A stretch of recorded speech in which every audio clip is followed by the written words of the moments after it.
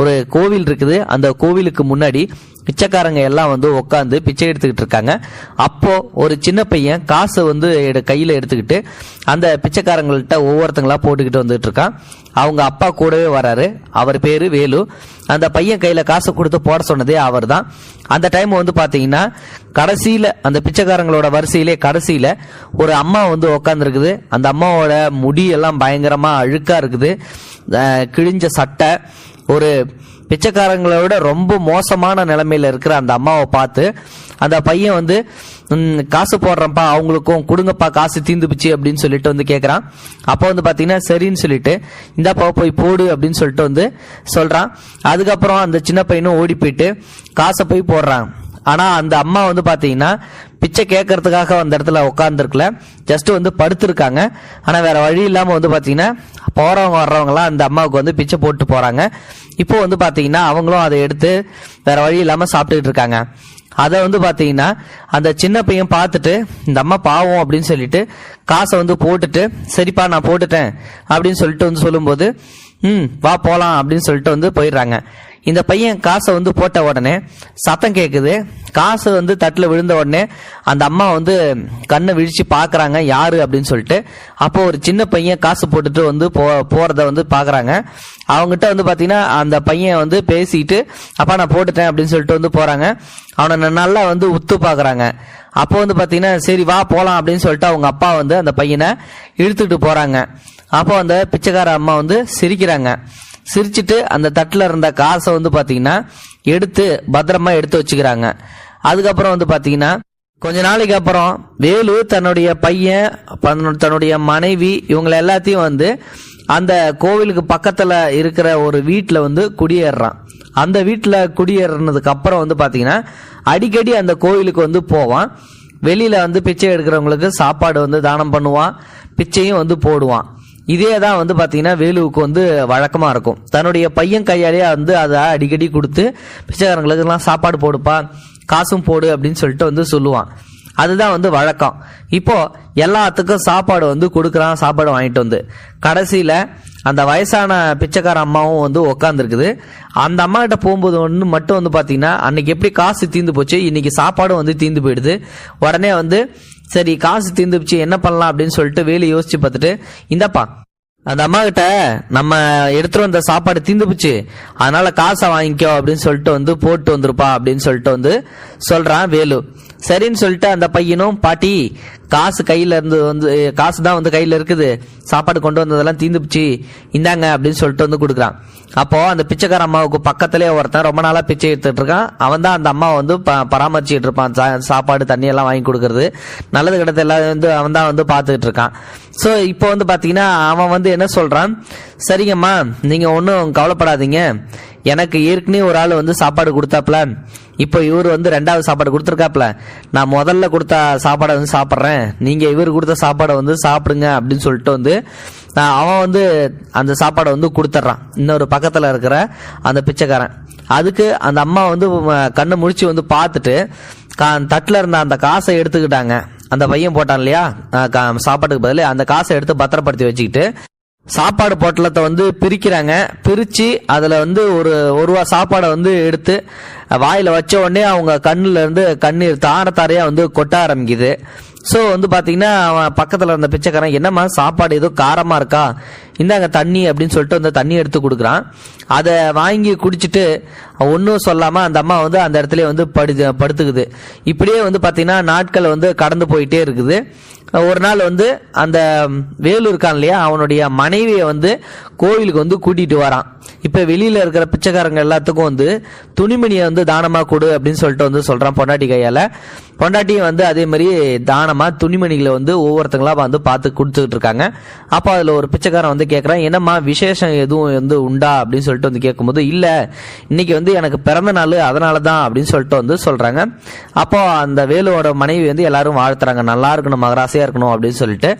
அதே மாதிரி அந்த வயதான அம்மா கிட்ட வந்து போகும்போது அந்த இடத்துல வந்து துணிமணி வச்சுட்டு, அம்மா உங்களுக்கு வந்து துணிமணி வச்சிருக்கேன், நீங்க வந்து புது துணியை வந்து கட்டிக்கிங்க அப்படின்னு சொல்லிட்டு வந்து சொல்லிட்டு அங்க இருந்து வந்து போயிடுறாங்க வேலுவும் வேலுவோட மனைவி குழந்தைங்க எல்லாம். அதுக்கப்புறம் அந்த பிச்சைக்கார அம்மா வந்து அந்த துணியை வந்து பார்த்துட்டு சரின்னு சொல்லிட்டு எதுவும் பண்ணாம அந்த துணியை எடுத்து பத்திரமா எடுத்து வச்சுக்கிறாங்க. அதுக்கப்புறம் வந்து நமக்கு சாப்பாடு வந்து இது யாரு வந்து கொடுத்தது அப்படின்னு சொல்லிட்டு வந்து கேட்குறாங்க. முதல்ல இந்த துணிமணி யாரு வந்து கொடுத்தது அப்படின்னு சொல்லிட்டு, அன்னைக்கு உங்களுக்கு சாப்பாடு போட்டார்ல, அதாவது வந்து மறுநாள் வந்து சாப்பாடு வந்து தீந்து போச்சு அப்படின்னு சொல்லிட்டு காசும் கொடுத்தாப்புல, அவரோட மனைவிக்கு வந்து பிறந்த நாளாமா, அதுக்கு தான் வந்து இன்னைக்கு துணிமணி வந்து கொடுத்துட்டு போறாங்க அப்படின்னு சொல்லிட்டு வந்து கொடுக்குறாங்க. அப்போ அந்த துணிமணி எடுத்து வச்சுட்டு அதுக்கும் ஒன்றும் சொல்லாமல் சிரிச்சுட்டு சரின்னு சொல்லிட்டு அவங்க அந்த இடத்துல வந்து படுத்துக்கிறாங்க. அது வந்து பாத்தீங்கன்னா இவங்க அந்த கோயிலுக்கு எதிர்த்தாப்புலயே வந்து இருக்கிறது இந்த அம்மாவுக்கு வந்து தெரிஞ்சிச்சு. அவங்க கோயிலுக்கு எதிர்த்தாப்புல தான் வந்து இருக்கிறாங்க, அதனாலதான் அடிக்கடி வந்து துணி தான தர்மம் எல்லாமே வந்து பண்ணிட்டு இருக்காங்க அப்படின்னு சொல்லிட்டு நிறைய உதவிகளை வந்து செய்யறாங்க அப்படின்னு சொல்றாங்க. இப்போ அதுக்கும் வந்து பாத்தீங்கன்னா அந்த பிச்சைக்கார அம்மா எதுவுமே சொல்லாம சிரிச்சுட்டு அதை வந்து படுத்துடுறாங்க. திடீர்னு ஒரு நாள் அந்த அம்மாவுக்கு வந்து ஒரு யோசனை, ஒரு பேப்பர்ல வந்து ஏதோ எழுதுது, அந்த ஒரு பேனாவும் பேப்பரையும் வந்து எடுத்து எழுதுது. அப்போ பக்கத்துல இருந்த பிச்சைக்காரன், என்னம்மா நீங்க எழுத படிக்க தெரிந்த பிச்சைக்காரியா அப்படின்னு சொல்லிட்டு வந்து கேட்கும். அப்பயும் வந்து பாத்தீங்கன்னா சிரிச்சுக்கிட்டு அவங்கள்ட்ட எதுவுமே சொல்லவே இல்லை, எனக்கு படிக்க தெரியும்பா அப்படின்னு சொல்லிட்டு வந்து சொல்றாங்க. போங்கம்மா, உங்ககிட்ட எது கேட்டாலும் நீங்க சிரிச்சுக்கிட்டே இருக்கீங்க, எனக்கு உதவி பண்ண முடியுமாப்பா அப்படின்னு சொல்லிட்டு வந்து அந்த அம்மா வந்து கேட்கறாங்க. என்னம்மா உங்களுக்கு பண்ணணும் சொல்லுங்க அப்படின்னு சொல்லிட்டு அந்த பக்கத்துல அந்த பிச்சைக்காரன் கேட்கறான். இந்த பேப்பர் இருக்குல்ல, இந்த பேப்பர் வந்து என் பையிலே தான் இருக்கும். நான் ஒருவேளை வந்து இறந்து போயிட்டேன் அப்படின்னா நமக்கு சாப்பாடு போட்டார் இல்லையா அந்த வேலுன்ற பையன், அந்த பையன்கிட்ட வந்து இந்த லெட்டரை வந்து கொடுக்க முடியுமா, இந்த காகிதத்தை வந்து கொடுக்க முடியுமா அப்படின்றாங்க. கண்டிப்பா கொடுக்குறேம்மா. ஏம்மா எதுவும் முக்கியமானதா, உங்களுக்கு வந்து தெரிஞ்சவங்களா, அதெல்லாம் உனக்கு எதுக்குப்பா அப்படின்னு சொல்லிட்டு அந்த அம்மா மறுபடியும் சிரிச்சுட்டு அவங்க அன்னைக்கு வந்து படுத்துடுறாங்க. அன்னைக்கு பயங்கரமான மழை. அப்போ கோயில் வாசல்ல பிச்சை எடுத்துக்கிட்டு இருந்தவங்க எல்லாரும் அங்கிருந்து ஒரு மண்டபத்துக்கு வந்து போயிட்டு படுத்துடுறாங்க. இந்த அம்மா மட்டும் வந்து பாத்தீங்கன்னா ஒரு சின்ன குடிசை இருக்கு, அதுல போய் படுத்துருக்காங்க. படுத்தவங்க ஏந்திரிக்கவே இல்லை. மறுநாள் காலையில விடிஞ்சதும் எல்லாரும் பிச்சை எடுக்கிறதுக்கு அவங்க கோயில் முன்னாடி வந்து உக்காடுறாங்க. மதியான வேலை ஆயிடுச்சு. இப்போ கிடைச்ச சோத்தை அவங்க பங்கு போட்டுக்கிட்டாங்க. ஆனா இந்த பையன் வந்து பாத்தீங்கன்னா சரி வழக்கம் போல அந்த அம்மாவுக்கு கொண்டு போய் கொடுக்கலாம் அப்படின்னு சொல்லிட்டு அந்த அம்மாவுக்கு கொண்டு போயிட்டு இந்தம்மா சாப்பாடு வை அப்படின்னு சொல்லிட்டு வந்து இந்த சாப்பாடை வந்து சாப்பிட்டுக்கோ அப்படின்னு சொல்லிட்டு வந்து சொல்றான். அதுக்கு அவங்க எதுவுமே பேசாம அப்படியே படுத்திருக்காங்க. இவனும் வந்து பாத்தீங்கன்னா திருப்பி வந்துடுறான். அதுக்கப்புறம் சாயந்தரம் ஆயிடுது. என்ன அது இவங்க வந்து எப்பயும் போல இல்லையே, சுத்தமா நடமாட்டமே இல்லாம எதுவுமே இல்லாம இருக்காங்களே அப்படின்னு சொல்லிட்டு, என்னமாச்சு உங்களுக்கு எதுவும் பிரச்சனையா, சாப்பாடு நான் வந்து கொண்டு வந்த சாப்பாடு அப்படியே இருக்குது, இப்ப சாயந்தரமும் சாப்பாடு எடுத்துட்டு வந்திருக்கேன், ஏன் என்ன சாப்பிடவே இல்லை அப்படின்னு சொல்லிட்டு வந்து கேட்கறான். அதுக்கு ஒரு சத்தமும் இல்லை. ஆமா ஏந்திரிக்குமா அப்படின்னு சொல்லிட்டு வந்து சொல்றான். எந்த பதிலும் இல்லை. மூக்குல கை வச்சு பார்க்கும்போது தான் சுவாசம் இல்லை, அவங்க இறந்து போயிட்டாங்க அப்படின்ற விஷயம் வந்து தெரியுது. அதுக்கப்புறம் வந்து பாத்தீங்கன்னா அவன் பயங்கரமா வந்து அழுகுறான். சரின்னு சொல்லிட்டு வந்து பாத்தீங்கன்னா அந்த நேரம் அவனுக்கு ஒரு யோசனை தோணுது. அதாவது ஒருவேளை நான் இறந்துட்டேன்னா என் பைக்குள்ளேயே தான் வந்து இந்த பேப்பர் இருக்கும், இந்த பேப்பரை வந்து அந்த வேலுன்ற பையன்கிட்ட வந்து கொடுத்துருன்னு சொல்லி சொன்னாங்களே, அந்த பையை கொண்டு போயிட்டு நம்ம கொடுத்துடலாம் அப்படின்னு சொல்லிட்டு அந்த பையை அப்படியே எடுத்துக்கிட்டு பக்கத்துல வந்து விடிய காலம் வந்து விடிஞ்சதுமே வந்து பாத்தீங்கன்னா வேலுவோட வீட்டை காலங்காத்தாலே போய் தட்டுறான். வேலு தூக்கு கலப்புல வந்து வெளியில வந்து கதவை திறந்து பார்த்தா பிச்சைக்காரன், நீ என்னடா அது காலையிலே வந்து நின்றுட்டு இருக்க, இந்த முகத்துல வந்து உன் முகத்துல முழிச்சிட்டேன் அப்படின்னு சொல்லிட்டு வந்து திட்டுறாப்புல, உனக்கு என்ன வேணும் அப்படின்னு சொல்லிட்டு. உடனே வந்து இந்த பேப்பரை நீங்க கொஞ்சம் ஏதாவது வாங்கி படிங்களேன் அப்படின்னு சொல்றாங்க. அதை வாங்கி படிக்காமலே அப்படியே கசக்கி கீழே தூக்கி போடுறான். என்ன சார், நான் ஒரு பேப்பரை உங்களுக்கு கொண்டாந்து கொடுக்குறேன் காலங்காத்தாலே, நீங்க வந்து கசக்கி போடுறீங்களே, ஒரு தடவை அதை வந்து இதை படிங்க அப்படின்னு சொல்லிட்டு காலில் விழுந்து அழுகுறான். என்னடா அது ஒரு பேப்பருக்கு வந்து இந்த மாதிரி காலில் பிடிச்சி அழுகுறானே, சரி என்ன இருக்கும் அப்படின்னு சொல்லிட்டு வந்து அந்த பேப்பரை பிடிச்சி வந்து அந்த வேலு வந்து படிக்கிறான். அப்போ அதுல வந்து சில வாக்கியங்கள் எழுதியிருக்குது. மகனே வேலு, நான் தான் உன்னுடைய அம்மா. உன் கையில் இந்த கடிதம் கிடைக்கும் முதல் கண்டிப்பா நீ தூக்கி எறிவாய் என்று எனக்கு தெரியும். பரவாயில்லை, உன்னை மகனே என்று நான் அழைக்கலாம் அல்லவா? இந்த கடிதம் நீ படிக்கின்ற சமயத்தில் நான் இந்த உலகத்தில் இருக்க மாட்டேன். எனக்கு ஒரே ஒரு ஆசை, என்னை கொண்டு சுடுகாட்டில் இட்டு எனக்கு கொல்லி மட்டும் வைத்துவிடு. அப்போதும் நீ காசு எதுவும் செலவு செய்ய வேண்டாம்.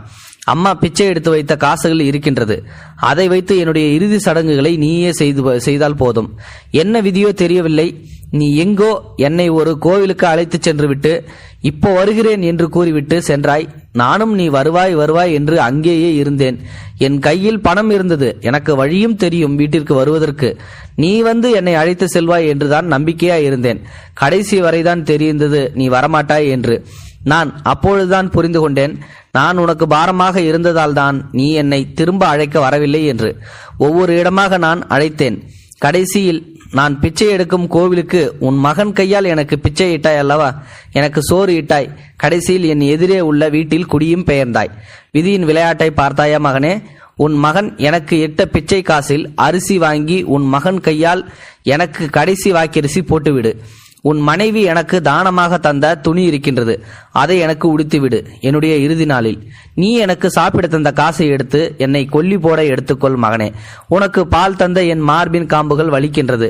அடடா மகனே, நீ பிச்சையாக இட்ட சோற்றை உண்ட பொழுது எதுவோ கடைசியில் என் உயிர் போகும்போது அந்த கடவுளின் வேண்டிக் கொண்டேன் என்று பிள்ளை அறியா தவறு செய்து விட்டான். அவனையும் என்னை போல் அவனது மகன் கோவிலில் கொண்டு போய் விட்டு சென்றுவிடக் கூடாது. நான் பெற்ற மகனே வேலு, எனக்கு உன் கைகளால் கொல்லி இட்டு விடு கண்ணா. உன் நெற்றியில் இந்த அம்மாவின் கடைசி முத்தம் அப்படின்னு சொல்லிட்டு அதுல எழுதியிருக்குது. இந்த வரிகளை படிச்சு பார்க்கும்போது வரியில அந்த அம்மான்னு சொல்லி வந்து படிச்சா பாத்தீங்களா, மகனே அப்படின்னு சொல்லிட்டு அந்த டைம்லயே அவன் கண்ணில இருந்து கண்ணீர் வந்துருச்சு. நம்ம அம்மா தான் இவ்வளவு நாள் பிச்சை எடுத்துட்டு இருக்காங்க, கிழிஞ்ச துணியோடையும் அந்த தலைமுடி அழுக்கோடையும் இருந்ததால சரியா அவங்களோட முகத்தை வந்து அடையாளம் பார்க்க முடியல அப்படின்னு சொல்லிட்டு அவன் அந்த டைம் தான் வந்து பார்த்துட்டு பயங்கரமா வந்து அழுகுறான். அதுக்கப்புறம் அது அப்படியே கண்ணை கலங்கிட்டு அந்த இடத்துல இருந்து ஓடி போய் அந்த அம்மாவை படுத்திருந்த அந்த இடத்துல போயிட்டு, அம்மா என்னை மன்னிச்சிடுமா, எனக்கு பால் ஊட்டின உனக்கு தட்டுல வந்து நான் பிச்சை போட்ட பெரிய பாவியா ஆயிட்டமா அப்படின்னு சொல்லிட்டு அழுதுகிட்டே அவன் தாயா அங்கிருந்து வந்து தூக்கிட்டு போய் அந்த அம்மா ஆசைப்பட்டது மாதிரியே அவன் கையாலேயே கொல்லி போடுறான். இப்போ வேலுவோட அம்மாவை மாதிரி இன்னும் எத்தனையோ அம்மாக்கள் வந்து பாத்தீங்கன்னா ஆசைகள் கடிதங்களாக வந்து ரோட்ல தூங்கிக்கிட்டு தான் இருக்கிறாங்க.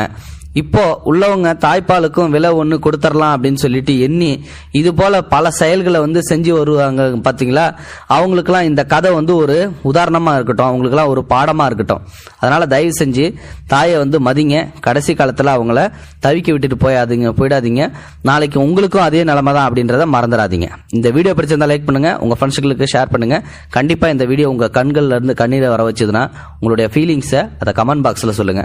தேங்க்யூ ஃபார் வாட்சிங்.